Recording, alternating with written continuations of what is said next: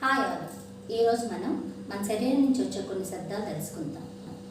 దగ్గు, కాఫ్, తుమ్ము, sneeze, ఎక్కిళ్ళు, hiccups, ఆయాసం, ఫటీగ్, గురక పెట్టడం, స్నోరింగ్, త్రేణుపు, బర్త్, ఆవలింత, యాన్. పుక్కిలించడాన్ని ఏమంటారో కామెంట్ బాక్స్లో తెలియజేయండి. Please like, share, comment and subscribe English with Lakshmi. Thank you for watching.